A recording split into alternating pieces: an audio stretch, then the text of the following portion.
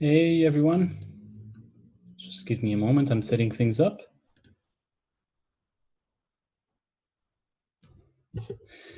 All right, so thank you for tuning in. I see some of you are already online. Thank you for coming on board.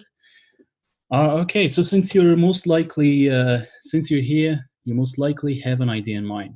Maybe you find a need somewhere in your industry or in your compute and thought, oh, well, an app can do that for me. But you don't know what question to ask or where to start.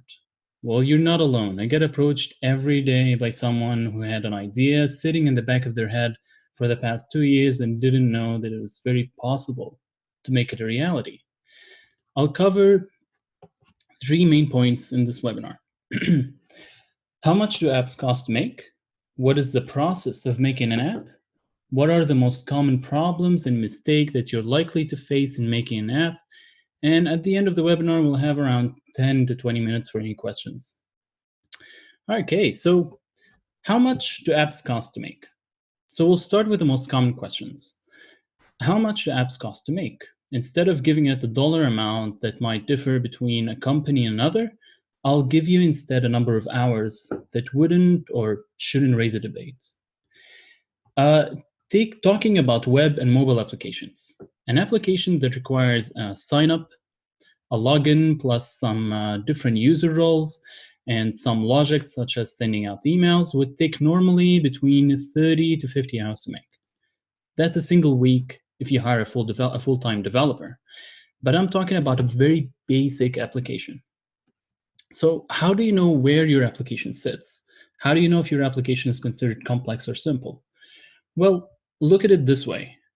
If you ask a mechanic to build a tool that takes you from point A to point B, he'd build you a bicycle and charge you, say, $500 to $1,000, but he can also build you a car that costs 10 times as much. They both technically take the user from point A to B, so they do what you want to do, but one is affordable and one isn't. It's as simple as that.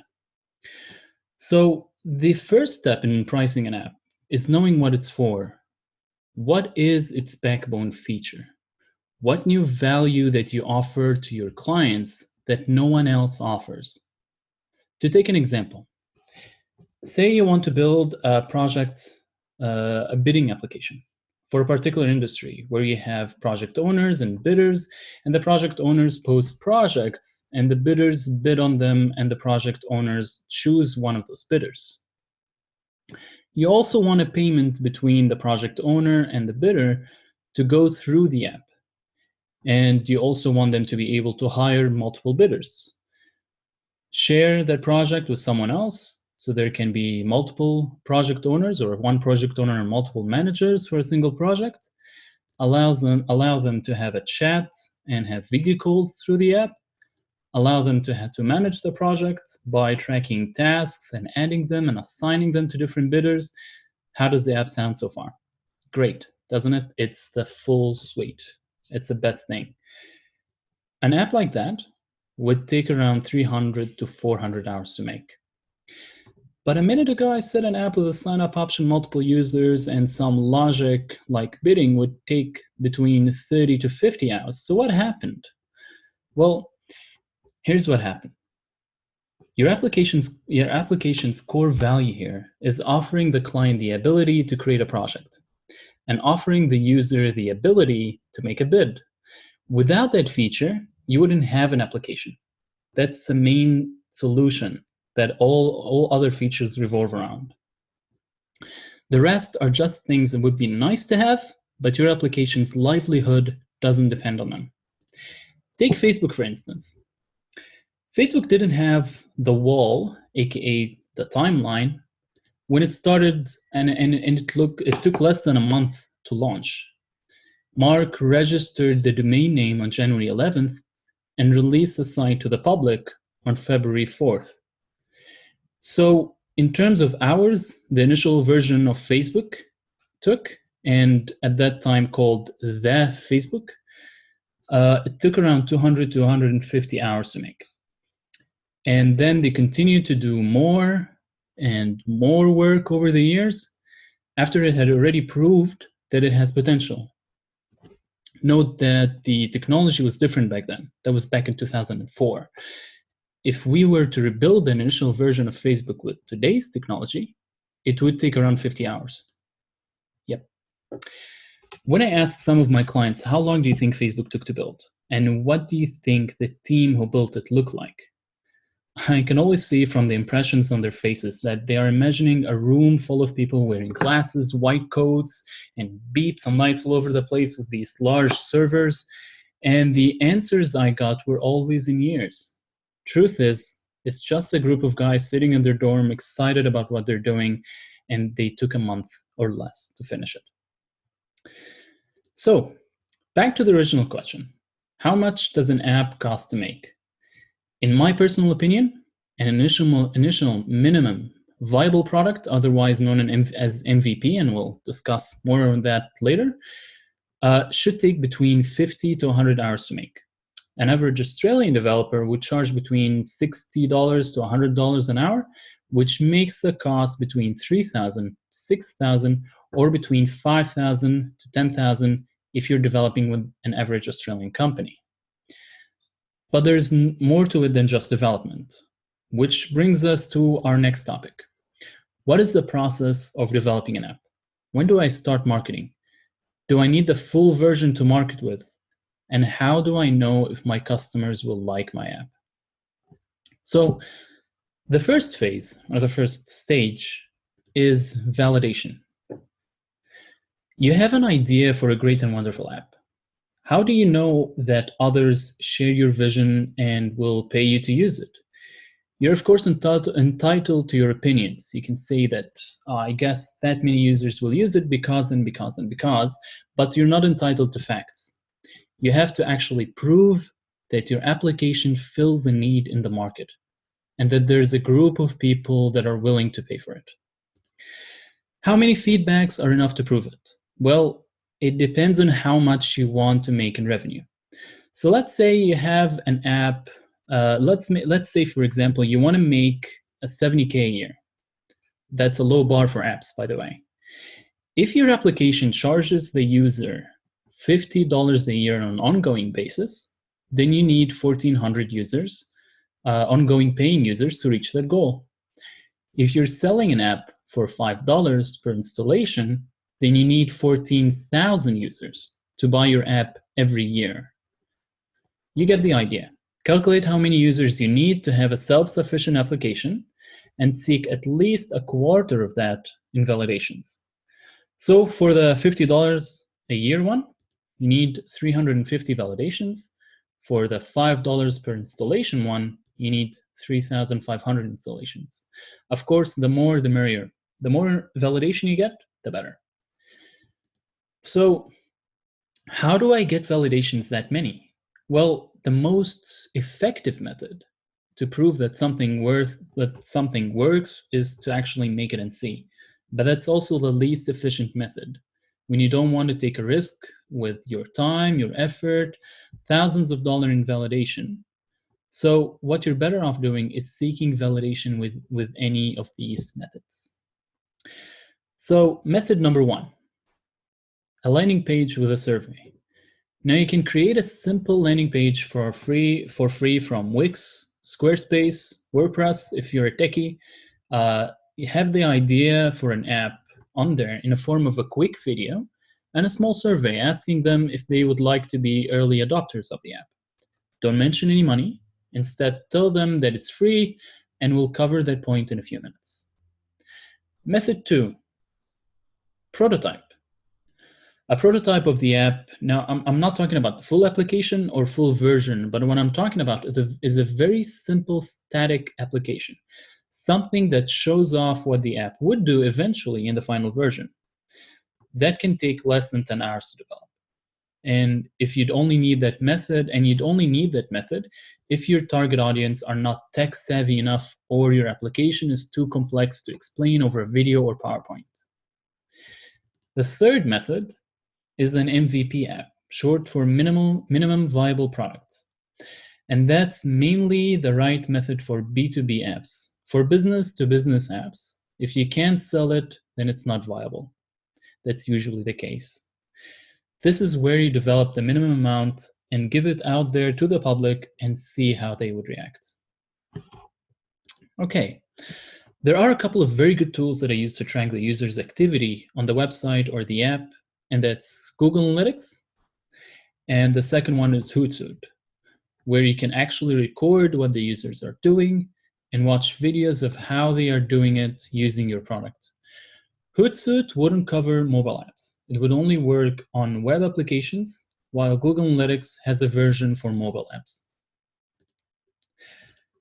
So that's the first phase. The second stage is monetization. At that stage, you've already established that there's a need for your application and there's a market for it. How to make money from that app? Because unless it's a charity app. The main rule here is that revenue is the enemy of growth. Free stuff are easier to grow and gain an audience than paid stuff. It's just the nature of the beast. No one wants to pay for anything. So you want to approach that in a very smart way. So let's start with a very common method, charging the customer. A simple and straightforward method that a lot of apps use, like Xero, for example, call the most active people who validated your app and ask them, well, how much would you be willing to pay for that app? If you receive a lot of adopters, but none of them are willing to pay for it, then you need to figure out another way of monetizing the app and making money. The second method is charging the supplier. That's if your app has multiple parties involved, like PayPal, for example, where you have the payer and the payee, and they're both using the app. PayPal charges the payee and not the payer, because PayPal needs more people paying through them, which would encourage more payees to get involved and want to be on that platform. The third method is charging a third-party vendor. And I'm talking about ads. Take Facebook, for example. It's completely free for us, but it knows so much about its users that it's able to direct ads to the right audience, and that makes Facebook ads incredibly powerful. The fourth method is selling the application. And that's very uncommon due to the patience it requires. You may have heard of an app called WhatsApp, a chatting application that was developed in early stages of the App Store, 7 months actually after the App Store was made.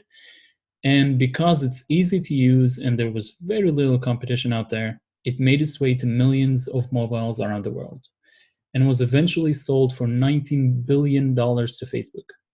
WhatsApp's most powerful marketing tool was that it went viral and it was free.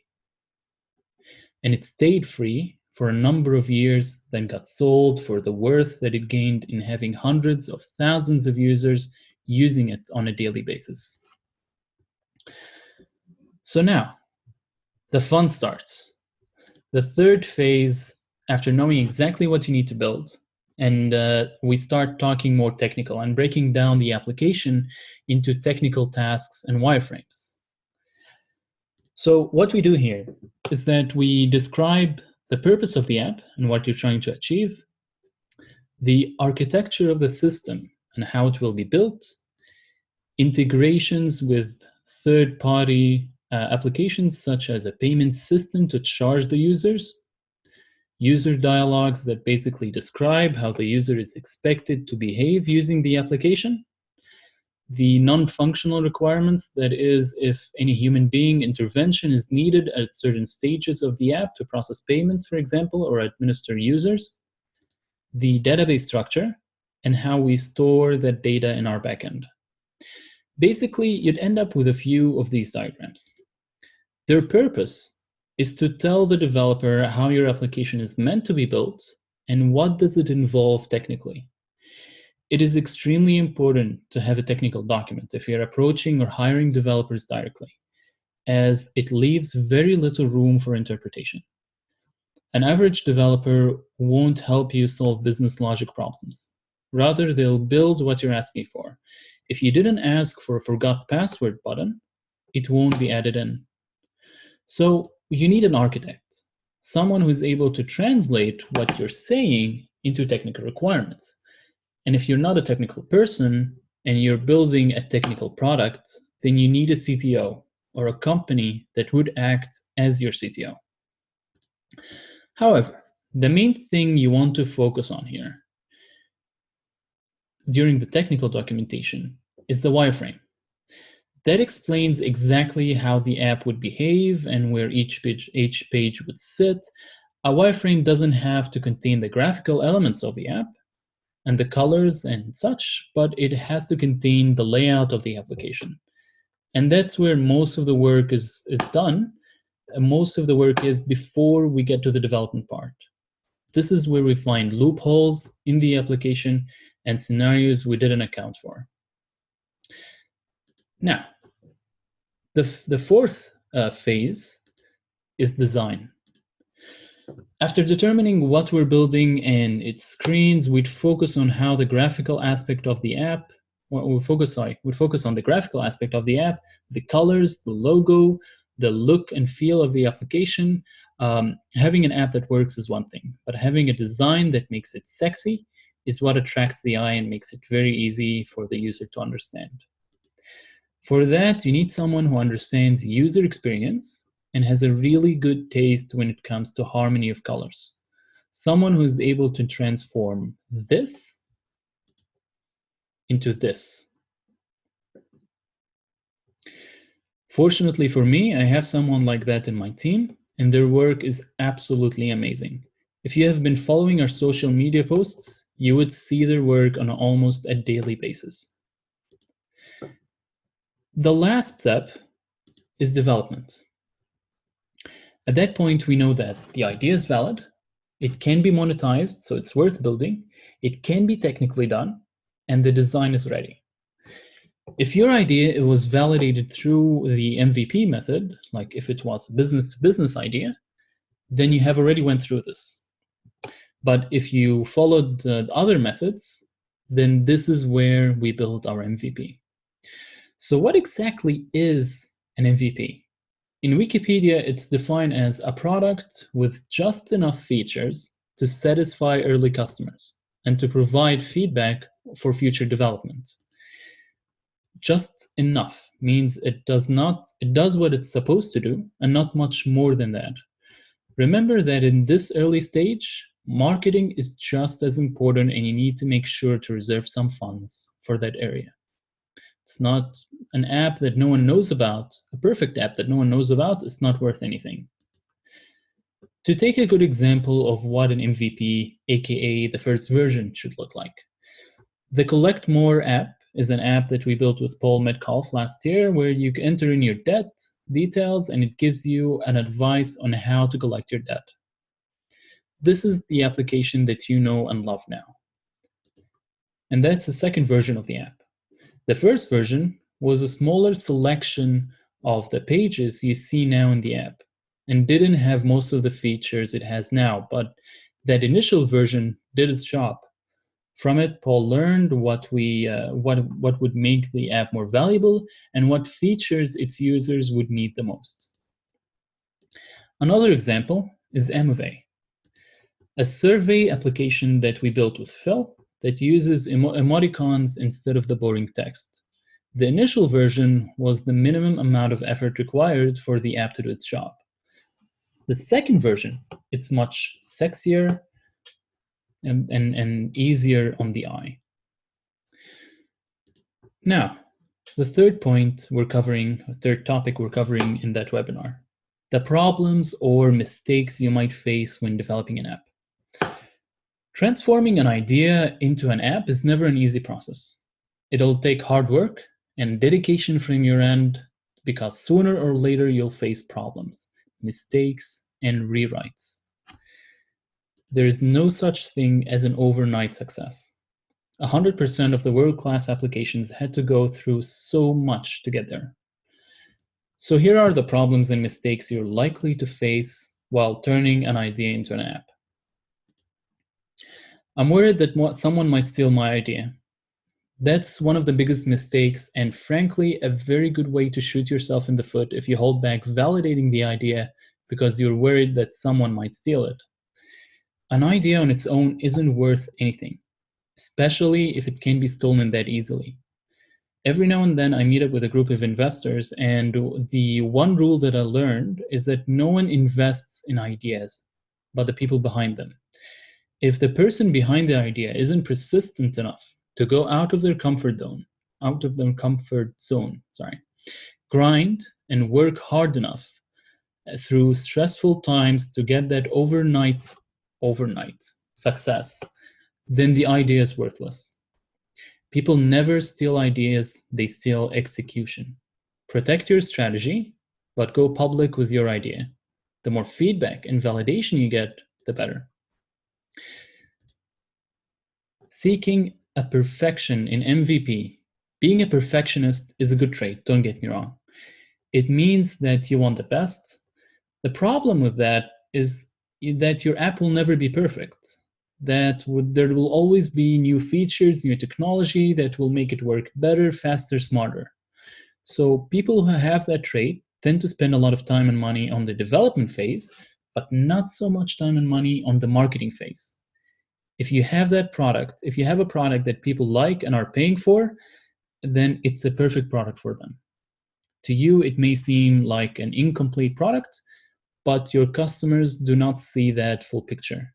So don't let your good trait hold you back from making revenue sooner. The third problem is aiming low. Have you ever heard the sentence, that market has millions of users, and if I can just get 10% of those? That's a sentence that would drive investors away. You have already lost 90% of the market in that sentence by aiming low. Don't aim for 10 or 20%, aim for the full 100. Shoot for the moon and hit the stars, which actually doesn't make much sense because the stars are further away but you get my point. For now, these are the most common mistakes that I see day to day in different startups. I'll now take a few minutes to answer any questions you may have. If you're on Facebook or Instagram, just comment. If you're viewing this from Zoom, then you'll need to type in the Q&A chat box. Also, feel free to leave any comments. It doesn't have to be a question. We'd love to hear from you.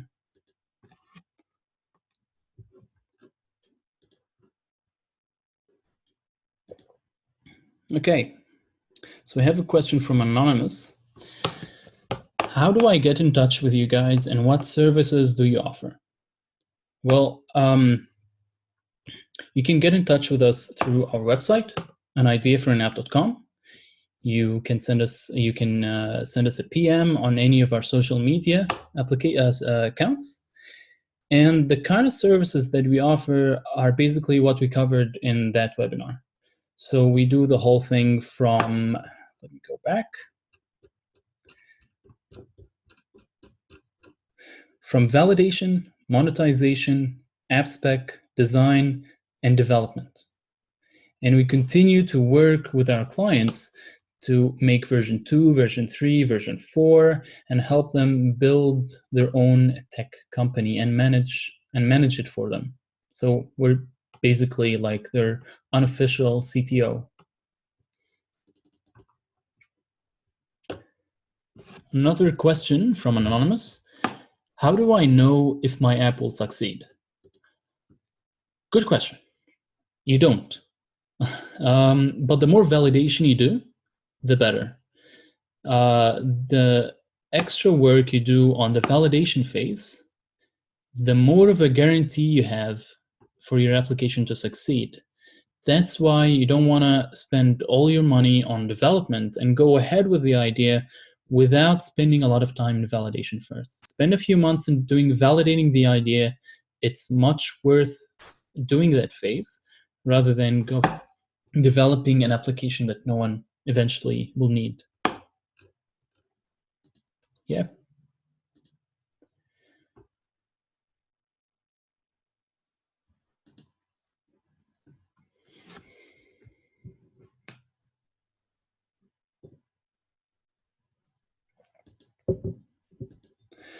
Okay, I think that's all the questions we have for this webinar.